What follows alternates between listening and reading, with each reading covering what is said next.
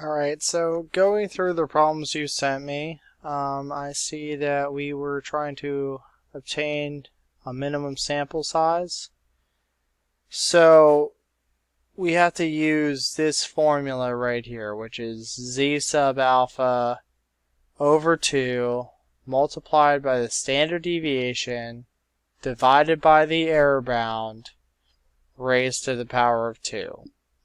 So in a problem like this, we are giving a standard deviation of, this problem's a bit different, but I'll go ahead and use your problem right here. We're given a standard deviation of 58.9, confidence interval of 98%, and our error bound is 2.5.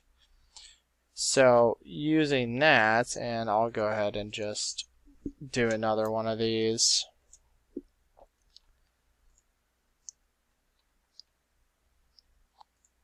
And I'm going to go ahead and bring this up to show you.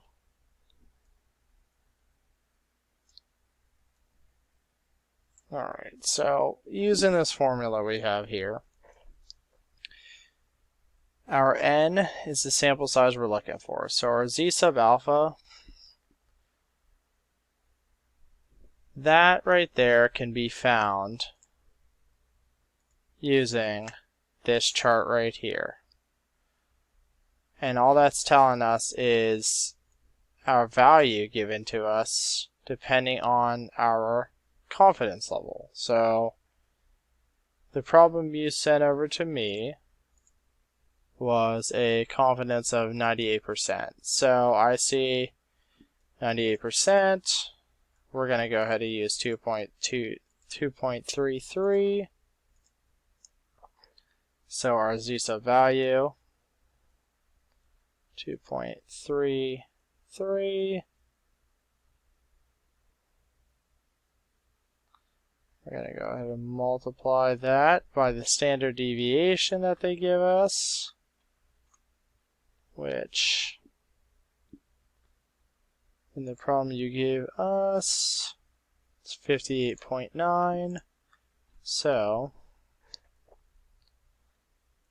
58.9.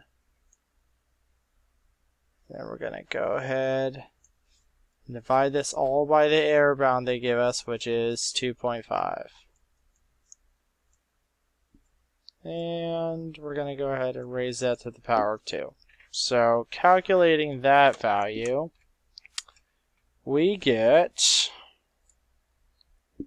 2.33 times 58.9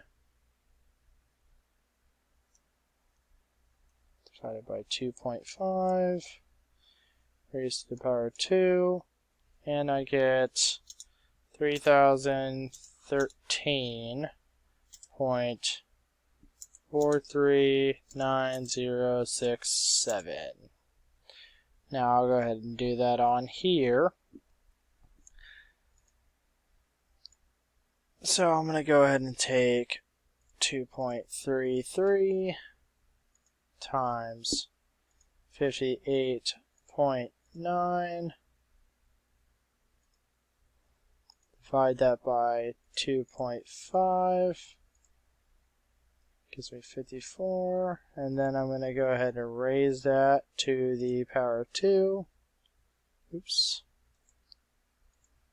Go ahead and delete this. Raise that to the power of 2, enter, and there's our answer. So that right there is the minimum sample size that we would need for a problem like this.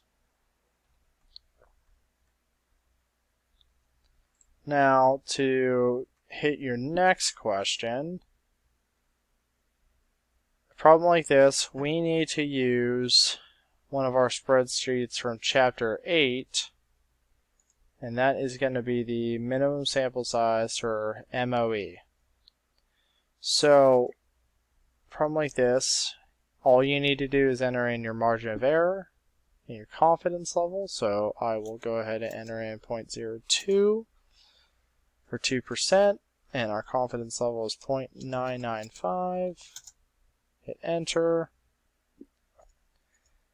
Gives us our z value and our minimum sample size, and this right here should be the minimum sample size and the correct answer for a problem like this. Now to hit this question. To put it in the form that they want, basically they want the difference. They want the p-hat value and they want the error bound. So to calculate something like this, alright, so to actually calculate a problem like this, it's not really technically the right way, but it's always worked for me. So I always just, and I'll use a calculator here to do it, and then I'll write it out. So our values here are 45.3 and 58.1, and we need p-hat, and we need our error bound. So I always just took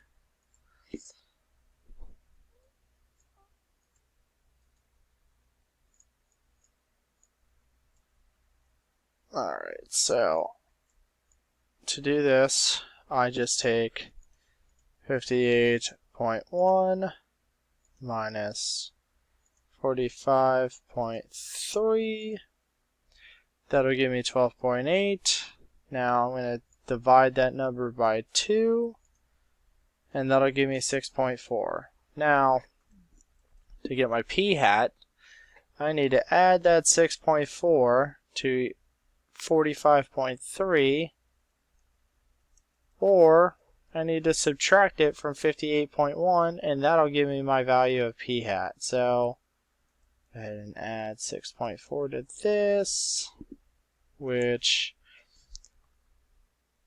add in that 45.3, that would mean our p-hat value is equal to 51.7. Now, if I take 6.4 and add it to that 51.7, I will get 58.1. So just to show you, 6.4, and that's basically just telling me that my lower bound is 45.3 and my upper bound is 58.1, with my population mean in the middle of 51.7. So thinking that like a graph where it's normally distributed, that'd be like 45.3 is here, smack dab in the middle is my mean of 51.7, and over here is my upper bound of 58.1. So this right here is my p-hat, and my error bound is the difference between these numbers, which was 6.4. So p-hat would be 51.7 and E would equal 6.4. So like I said, not the conventional way to solve it, but it's always worked for me. So right here is where 51.7 would go, and right here is the 6.4. Now moving on to the next problem. What you were asking is this z sub alpha value, which, like I said, can be found if you go back to your book. You have this appendix. Now back in appendix H, you have tables. Well, there is a T table and a Z table. The Z table is under the normal table, which is right here. Those values can be found all right here. But I find that it's just easier to use this one, which I will send over with this email, just because these tend to be a little more accurate from what I have acquainted with, so I will send that over with that. But I hope that can answer all of your questions you were having trouble with over the weekend. So I hope this helps.